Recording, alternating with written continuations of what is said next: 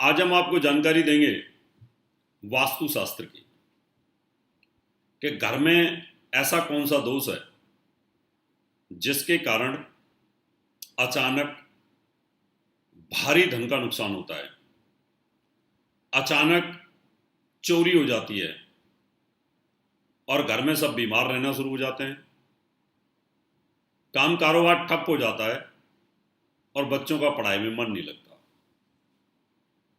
आज हम इसी की जानकारी देने वाले हैं। बड़े बड़े अनुभव हैं हमारे पास। मैं सारी कॉरपोरेट हाउसेस जो हैं उनका वास्तु करता हूँ, बड़ी बड़ी कंपनियों का वास्तु करता हूँ। डालमिया साहब की बड़ी बड़ी कंपनियां हैं, चीनी मिलें हैं, कपड़ा मिलें हैं, बहुत बड़ी बड़ी मेडिसिन की कंपनियां हैं, जापान की बहुत बड़ी बड़ी न्यूमेटिक कंपनियां हैं, इलेक्ट्रॉनिक्स कंपनियां। जापान वाले बहुत मानते वास्तु को, वो सब मैं करता हूँ वास्तु। आज मैं कुछ अपने अनुभव शेयर करूंगा रेजिडेंशियल वास्तु पर।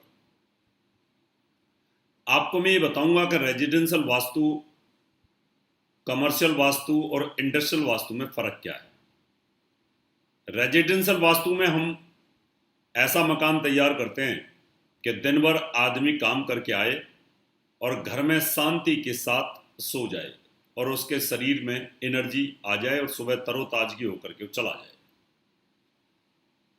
पूरे दिन पक्षी घूमते हैं चुगने की तलाश में, हारे थके आते हैं, घोंसले में सो जाते हैं, सुबह फिर चुगने चले जाते हैं।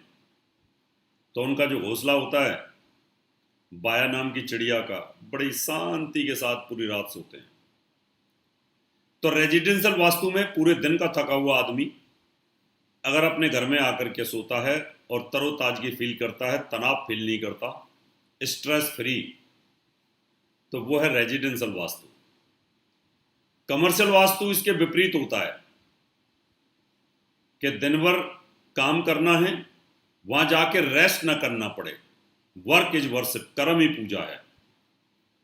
आप पूरे रात सोए, चैन के साथ सोए, सुबह नाश्ता किया, लंच लेकर के गए और पूरे दिन अपनी दुकान पे, ऑफिस में, फैक्ट्री में, जहां भी काम करते हैं, पूरे दिन काम किया, 8 घंटे 10 घंटे, यानी आप टिक नहीं पा रहे हैं, वहां पर काम करे जा रहे हैं, कस्टमर से बात कर रहे हैं। वहां आपको रेस्ट की जरूरत नहीं है। अगर वहां आपने रेस्ट कर लिया, जाकर के ऐसी जगह पे बैठ गए और सोने लग गए, नींद आ रही है, तो कस्टमर नहीं आएगा आपके पास, आपका काम नहीं चलेगा। होता क्या है कि रेलवे स्टेशन से किताब खरीदी वास्तुशास्त्र की और हम वास्तुशास्त्री बन जाते हैं।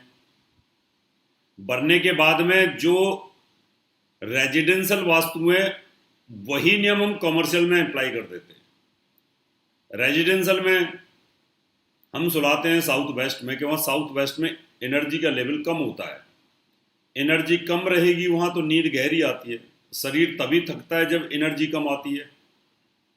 नॉर्थ ईस्ट में एनर्जी ज़्यादा रहती है, अब ज़्यादा एनर्जी रहेगी वहाँ तो हमें नींद नहीं आएगी। 4 बजे के बाद वहाँ नींद खुल जाएगी तो सोएगा कैसे आदमी। वहाँ बच्चों को, क्योंकि बच्चों को एनर्जी ज़्यादा ज़रूरत होती है। इन सब का एक वैज्ञानिक आधार है। तो आज मैं आपको यही बताऊंगा। वैसे तो बहुत सारे नियम हैं, मैंने अपनी बुक्स में लिखे हैं, बताता रहता हूं, लेकिन आज तो मैं सिर्फ यही बताऊंगा आपको कि आपके घर के अंदर अचानक धन का नुकसान, चोरी डकैती होना, बच्चों की पढ़ाई ठप हो जाना, हेल्थ खराब रहना, घर में तनाव बन जाना और बीमार रहना शुरू हो जाना, ये क्या कारण है। लेकिन उससे पहले आपको निवेदन करूंगा, हमारा यूट्यूब चैनल HS रावत के नाम से, मेरे नाम से, आप इसको सब्सक्राइब करें, नोटिफिकेशन बेल को भी दबाएं और साथ में वीडियो को भी शेयर करें। अब मैं विषय पे आता हूं और आपको बताता हूं। आप ये समझ सकते हैं कि जो वास्तु देवता है, आप ऐसे समझिए कि ये वास्तु है और वास्तु का सिर ये है। तो जो वास्तु का जो सिर होता है वो नॉर्थ ईस्ट में होता है और उसके जो पैर है वो साउथ वेस्ट में होते हैं। मेरा सिर नॉर्थ ईस्ट में है और मैं इस तरीके से फैल करके सो रहा हूं।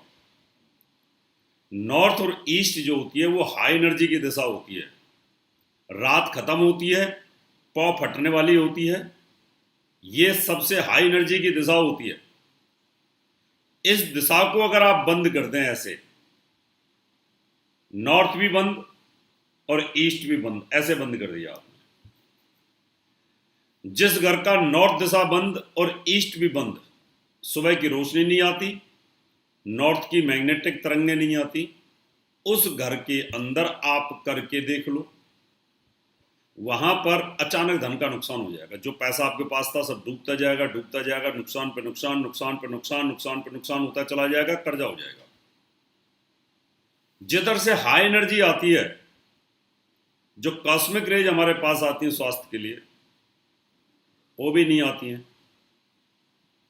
जब वो नहीं आएंगी तो दिमाग काम नहीं करता, दिमाग काम नहीं करेगा तो बच्चे नहीं पढ़ेंगे, बड़े आदमी का दिमाग काम नहीं करेगा तो मेडिसिन लेगा या दवाई लेगा या गुटखा खाएगा, पान खाएगा, बीड़ी पिएगा, सिगरेट पिएगा, कुछ तो करेगा, नशेड़ी हो जाएगा। क्यों? क्या आपके शरीर को एक पॉजिटिव ऊर्जा की जरूरत है और वो मिलती नहीं, वो नॉर्थ ईस्ट से ही मिलती है मकान में, वो आपने बंद कर दिया, डेड है।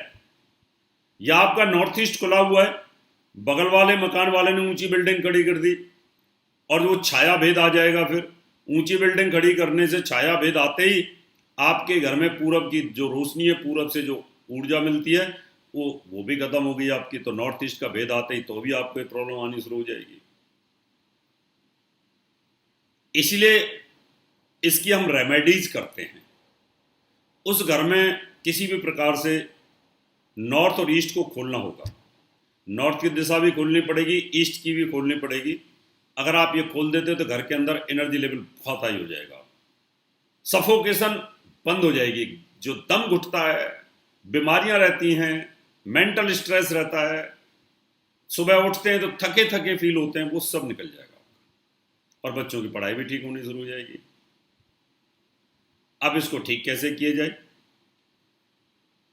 इस दुनिया का एक तर्क है कि ज्योतिष में कुछ शुभ ग्रह हैं, कुछ अशुभ ग्रह हैं, और मेडिकल विज्ञान ये कहती है कि जब कैंसर अगर बढ़ जाए तो उसको काट दो, थोड़ा खत्म कर दो। अपेंडिक्स अगर ज़्यादा बढ़ रही है तो डॉक्टर उसको काट देते हैं, उस पार्ट्स को काट देते हैं। ब्रेस्ट कैंसर हो जाए तो ब्रेस्ट को काट देते हैं, उंगली का कैंसर हो जाए तो काट देते हैं। दवाइयों से कोई चीज़ ठीक नहीं होती तो उसको काटना पड़ता है, सर्जरी करनी पड़ती है। आपके घर में अगर कैंसर बन गया है उस नॉर्थ और ईस्ट दिशा के अंदर, तो उस कैंसर को ऑपरेशन के द्वारा काटना पड़ता है।